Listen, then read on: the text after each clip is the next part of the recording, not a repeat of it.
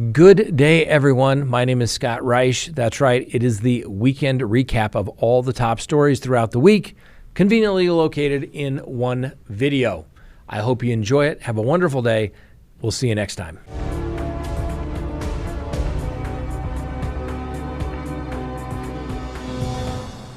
Well, let's go ahead and open the record for today, May 30th, 2023.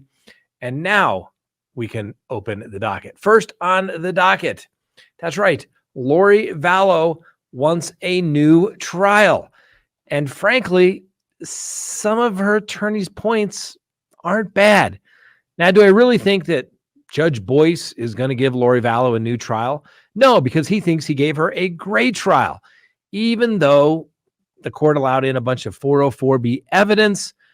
404B evidence. That just shows weakness in a prosecutor's case, that they don't have enough evidence, that they got to show all this other bad stuff. And they say, well, but don't use it to say she's a bad person. But it is. That's what it's there for. And it's just not good. So let's just go through the motion that was filed by the defense requesting a new trial.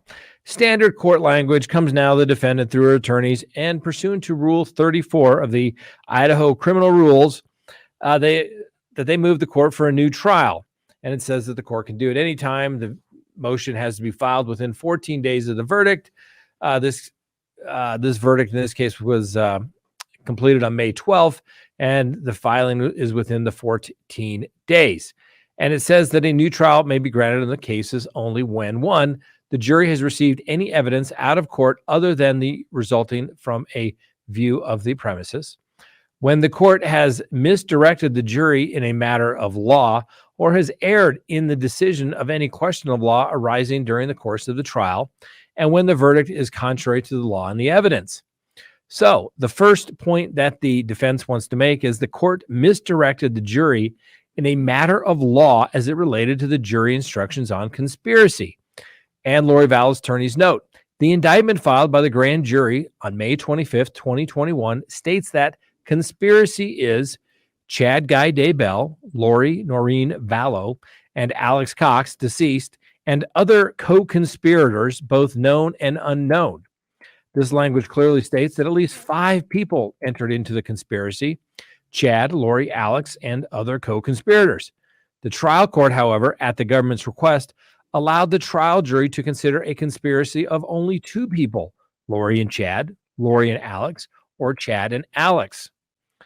This change of the definition of conspiracy from the grand jury to the trial jury completely changed the complexity of this case by allowing the insertion of the and/or language. For the past 2 years, the defense has been put on notice that the conspiracy involved at least 5 people. This notice was clear from the language of the indictment. To have the government and the court permit a conspiracy of just 2 people instead of 5 was prejudicial and unlawful and should require a new trial. That's probably not their strongest argument. Really, most conspiracy allegations always include both people known and unknown. It's just a standard pleading. So I don't think that is going to do it. But this is, I think, where maybe they have a shot. The court misdirected the jury in a matter of law as it relates to the amended indictment. Now, remember, the court brought it up right before the prosecution was ending their case. Now, remember, the prosecution had filed this indictment for 2 years and waited to the end of their case and say, oh, judge, we put the wrong subsection in the statute. The judge was like, are you kidding me? Can't believe somebody noticed it. But you're the prosecution, so I'm going to go ahead and allow it. Unbelievable. I've never seen anything like that on an indictment case ever. But the rule in Idaho says prosecution, you can do whatever you want. Is it fair? Probably not. Most of the rules, obviously, in the criminal code are not written to favor the defense. You know, you get the constitutional rights, and that's about it. Everything else goes for the prosecution. And it says the court misdirected the jury in a matter of law as it relates to the amended indictment. At the close of the evidence in this case, the government moved to amend the indictment 2 years after it was filed by the grand jury for a clerical error. The amendment was not a clerical error, but changed the statute in the definition of grand theft. I totally agree. The amendment was not, repeated attempts by the defense to remand the indictment last year were objected to by the government and denied by the court. The court should have likewise denied the government's request to amend the indictment. Whether the language of the grand theft charge included intent to deprive or intent to deceive was an element of proof to be determined by the trial jury and should not have been amended by the government. Now, I totally agree with the defense on this one.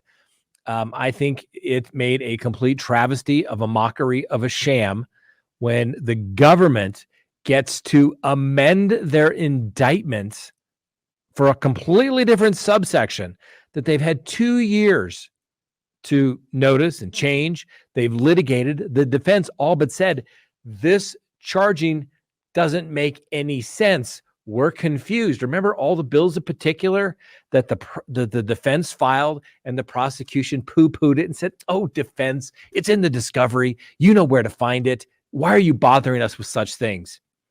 Okay. You sure about that? Okay. Just want to make clear, this is what the statute is. This is what you're proceeding upon. The judge had an opportunity, but no, like a typical judge, completely sides with the prosecution.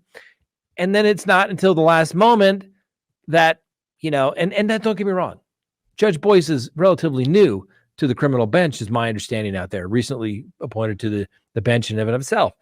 And this is the kind of things that happens to a young judge. A young judge takes the word from the prosecution as gospel because they think, well, they have a duty to protect the record. No, they're advocates. They're trying to win. People forget that. Prosecutors are not there for justice and the flag and American pie. They're there to win. Don't confuse anything about what a prosecutor does. They're there to win. And this is the kind of crap that they get away with, and they get to keep doing it because the judges keep going along with it. And it's not until these judges have been on the bench and, they get reversed a few times because they listen to the prosecution that, well, maybe they start making their own judgments and reading the statute and say, I got some pretty experienced defense attorneys over there. They're not filing a bunch of frivolous crap. Maybe I should probably read what they have to say. Most experienced criminal defense attorneys don't file a bunch of boilerplate motions. And, they're like, hey, they say they're good motions. It's like a silver bullet. You're firing it because you're trying to make a point. Judge Boyce should have learned that. Third, little juror misconduct, perhaps. A juror interview revealed that jury instructions were confusing and that he knew of evidence not submitted to the jury. Juror number 8 was interviewed by East Idaho News on May 17th, 2023 in Boise, Idaho. The juror and the reporter were very respectful of the process. Roughly halfway through the interview, an interesting discussion takes place for 2 minutes as follows. Reporter: having seen all the evidence and all the thousands of hours spent, how would you describe the efforts of law enforcement? Juror: they did a really good job with what they had. I don't know that you can ever train for something like this. I think they did a good job with what they had. You question some things, what happened. I'm sure there's a reason for it.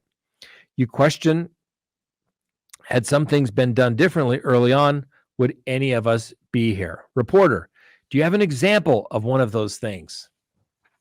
Juror: we didn't consider this during our deliberations because it was clear to us the instructions were clear. Arizona evidence and testimony is only for demonstrative purposes. Reporter: sure, yes. Juror: and we were all very, very respectful of the rule, the directions that we were given.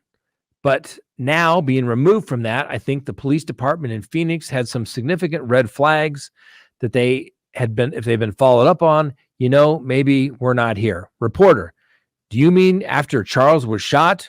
Juror: before and after. Reporter: before and after. Yes, you're right. Before he was shot with the body cam. Juror nods in affirmative. Reporter moves on to another line of questioning.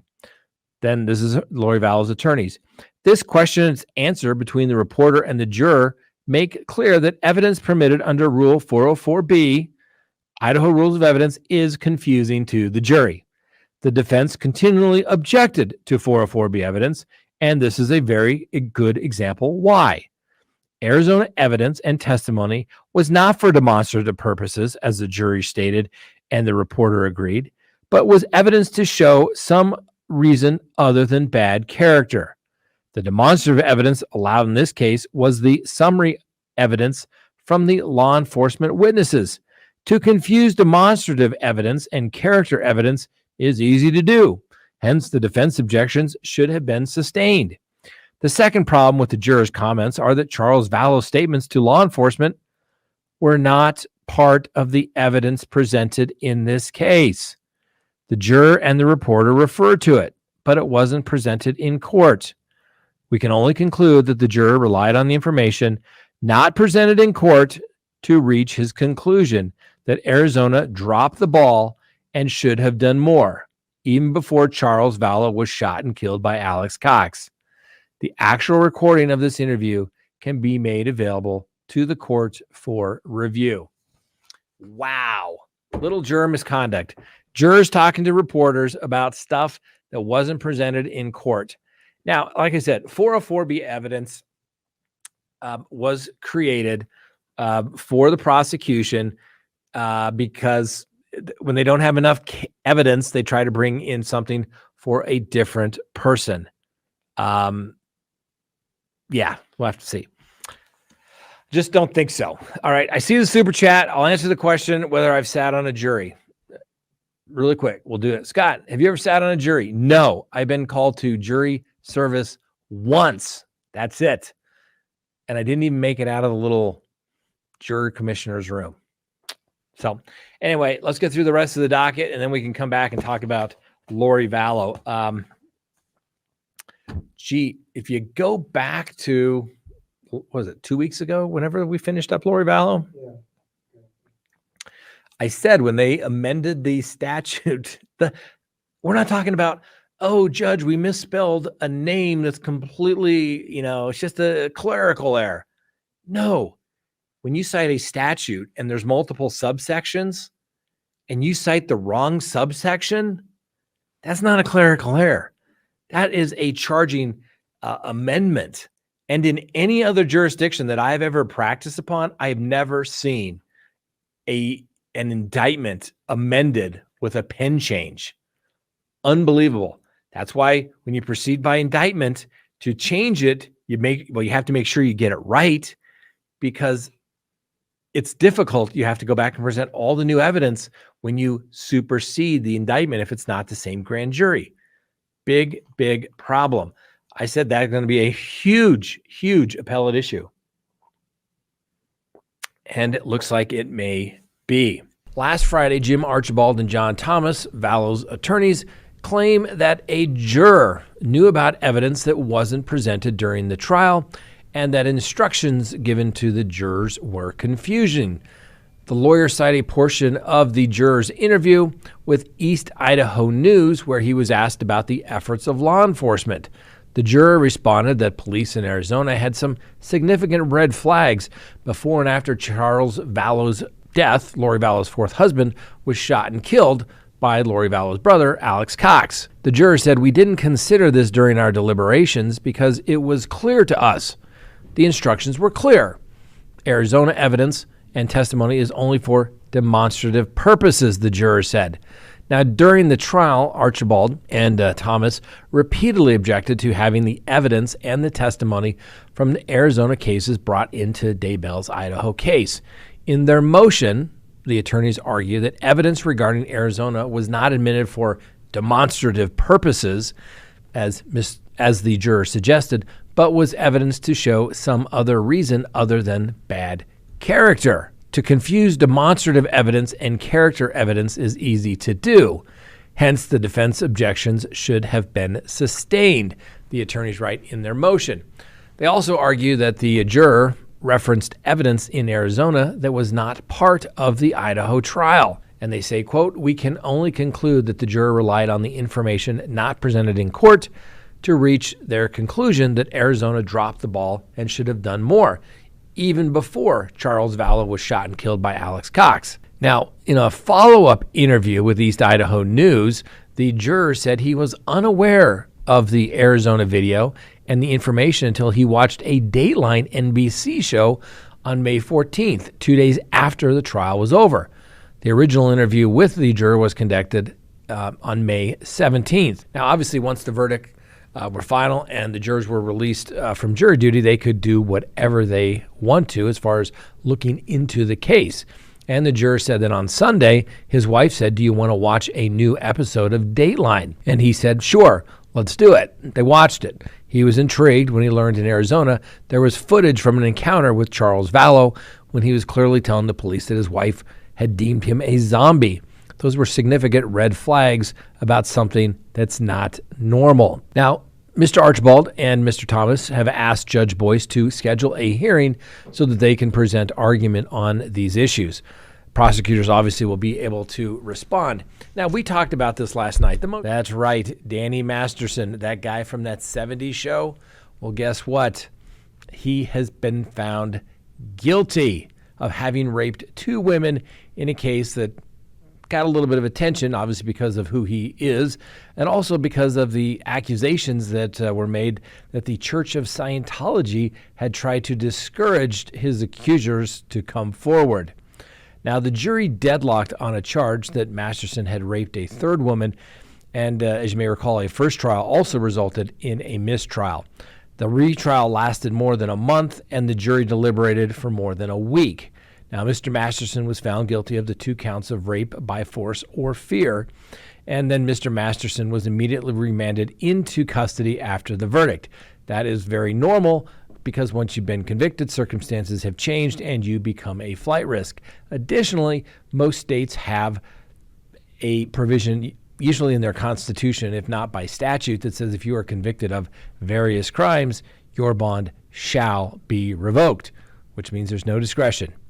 Well, Mr. Masterson now faces a sentencing range of 30 years to life in prison. Sentencing is also set for August 4th. Prosecutors allege that Masterson raped these 3 women at his home in the Hollywood Hills back between 2001 and 2003. He was charged not until 2020, and obviously he pled not guilty, which is why he went to trial. 2 of the accusers made allegations that the Church of Scientology, to which they and Masterson all belonged, had discouraged them from reporting the rape to law enforcement. Now, the allegation that the Church of Scientology denied quite vehemently. Now, what changed from the first trial to the second trial? Well, it's a retrial. The prosecution gets to fix what they didn't do so well the first trial, which ultimately resulted in a mistrial, a hung jury. Well, in this trial particularly, the judge allowed the prosecutors to say that the women were in fact drugged. In the first trial, the prosecutors were only allowed to suggest the possibility that they had been drugged because the women felt disoriented and confused after their encounters with Mr. Masterson. Now, Mr. Masterson's lawyer, a guy by the name of Philip Cohen, has argued that the women's stories were inconsistent and that there was no physical evidence of drugging and no evidence of force or violence. And according to a trial brief filed by the Los Angeles County District Attorney's Office back in September, Christina B. had reported the rape to the church's ethics officer or master at arms, who told her, "You can't rape someone that you're in a relationship with, and don't say that word again." Now, according to the brief, Mr. Masterson raped a 3rd woman identified only as Jen B. back in April of 2003 after he gave her a red vodka drink. About 20 to 30 minutes later, she felt very disoriented. Now, according to this brief, Mr. Masterson raped her after she regained consciousness on his bed. She reached for his hair to try and pull him off and tried to push a pillow into his face, the brief stated. When Masterson heard a man yelling in the house, he pulled a gun from his nightstand and told her not to move or say anything. Now, Jen B., after seeking the church's permission to report the rape, received a written response from the church's international chief justice that cited a 1965 policy letter regarding suppressive acts. To her, the response signaled that if she were to report a fellow Scientologist to the police, quote, I would be declared a suppressive person and I would be out of my family and friends and everything I have, end quote. Still, the document states that she reported the rape to law enforcement back in 2004. The brief further states that N. Trout told her mother and best friend about the rape, but did not report it to the church. Quote, if you have a legal situation with another member of the church, you may not handle it externally from the church, and it's very explicit, she said, according to the brief. She added that she felt sufficiently intimidated by the repercussions, end quote. In a statement after the verdict, the church said there is not a scintilla of evidence supporting the scandalous allegation that the church harassed the accusers. The statement accused prosecutors of centering the case on Masterson's religion and promoting fabrication about the church to introduce prejudice and inflame bigotry. The church has no policy prohibiting or discouraging anyone from reporting criminal conduct to anyone and Scientologists or not to law enforcement. Now, quite the opposite. Church policy explicitly demands Scientologists just abide by the laws of the land. So this has lots of interesting issues. We probably should have talked about this case further. Obviously, the first trial, hung jury. Second trial, conviction. Usually what happens, I can tell you, I've never had a hung jury, and it's been a retrial in the second time, even a third time once, where things got better. It just simply doesn't work that way. The prosecution fixes their case. Now here you have a situation where something happened, according to the jury, 20 years ago. It puts a defendant in a very tough position. What if there's other witnesses? They're not available. You find this oftentimes in cold cases. You just can't find the people that were maybe potential witnesses or could assist not only the prosecution, but the defense. And if anyone's ever said, oh, you can't convict on he said, she said, guess what? It happens all the time. The Masterson case is that situation. An allegation is made, somebody denies it, they're the only witnesses in the room. He said, she said, that's it. The jury decides who to believe. Question of fact, done. Even if there's no physical evidence, that's a situation that the prosecution has to deal with, sometimes to the benefit of the defense. In Mr. Masterson's case, it didn't quite work out that way. As a pet owner, you want to give your furry friend the very best. That's why Baked in Colorado's CBD-infused dog treats are the perfect choice. These delicious treats not only taste great, but they also provide a wide range of health benefits for your pet. CBD has been shown to have many positive effects on dogs, including reducing anxiety, alleviating pain and inflammation, and improving overall wellness. Baked in Colorado's treats are infused with premium, full-spectrum CBD oil, meaning your pet will benefit from the whole plant extract. Not only that, but Baked in Colorado's treats are made with all-natural human-grade ingredients, so you can feel good about what you're giving your pet. They're also free from wheat, corn, and soy, making them a great option for dogs with food sensitivities. Baked in Colorado CBD-infused dog treats are the perfect way to support your pet's health and well-being. With various flavors, including peanut butter, pumpkin, and bacon, your dog will love them too. So why wait? Head to www.bakedincolorado.com today and order your dog a bag of these delicious and nutritious treats. Your pet will thank you for it. The judge in the Lori Vallow case has told the district attorneys to comply with his orders. I mean, the prosecution will get around to a judge when they deem it necessary. Like amending indictments. They'll do it when they want, Judge. Don't worry about it. Anyway, the judge, Judge Boyce, in the Lori Vallow case, issued an order, and it says the court has previously requested, both orally from the bench and in a written order, that the state file with the clerk of the court a written form as required under Idaho Code Section 19-5306, subparagraph 2, to establish who qualifies for the protections enshrined in the Idaho Crime Victims Act. To date, no forms have been filed with the court. In order for any qualified individual to provide victim impact statements in writing to the court or orally at sentencing, any such individual must provide the statutorily required form prior to sentencing. Don't worry about it. Don't worry about it, prosecutors. You just do what you want. The law's only there. Don't worry about it. We don't want the victims to actually speak, right? So don't fill out the paperwork. Get on it, prosecutors. Those victims have been through a lot over the last 3 years. They have a right to be heard. And your lack of organizational skills and paperwork administration, well, is not a good excuse. Get to it. Next, the court has also ordered that, basically we're not going to release any of the exhibits from the trial of Lori Vallow. Why?